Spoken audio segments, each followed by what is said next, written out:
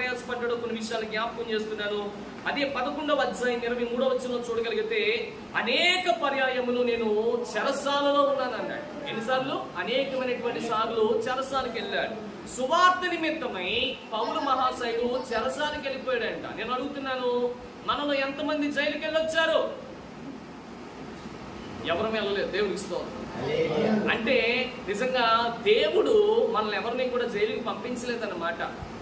అంటే దీన్ని బట్టి మనకు అర్థమవుతుంది అంటే మనం చాలా కదండి, చాలా చక్కగా శాంతిగా ఎవరి జోలికి వెళ్లకుండా, ఎవరిని పల్లెత్తి మాట అనకుండా చాలా కాముగా మనం ఏం చేస్తాం తెలుసా? సువార్తం చేస్తున్నాం. అవునా కదా? అందుకనే మనం ఎవరిని జైల్లో పెట్టలేదు. కానీ పౌలు మహాశయుడు అంటే ఆ దినాల్లో అనేకమైనటువంటి సార్లు లెక్కలేదంట, అనేకమైన సార్లు ఎక్కడికి వెళ్ళాడు? చెరసాలలోకి వెళ్ళిపోయాడు, లోపలికి వెళ్ళిపోయాడు, లోపల వేసేసారు. బాగా విన్నారు. కనీసం మన యొక్క జీవితానికి ఎప్పుడైనా స్టేషన్కి వెళ్ళావా అని అంటే స్టేషన్ కూడా దేవుడు పంపించలేదు. దేవునికి స్తోత్రం. మనం జైలుకి వెళ్ళామంటే జైలుకి కూడా పంపించలేదు. దేవునికి స్తోత్రం. దీన్ని బట్టి మీకు అర్థమవుతుందని తెలుసా? పౌలు మహాశయుని కంటే దేవుడు నిన్నే ఎక్కువగా ప్రేమించాడు. ఆయన భారాన్ని నీ మీద పెట్టాడు, ఆయన బాధ్యతని నీ మీద పెట్టాడు.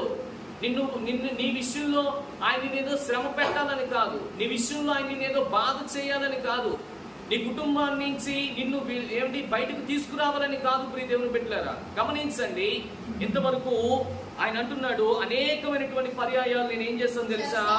చెరసాలలో ఉన్నా.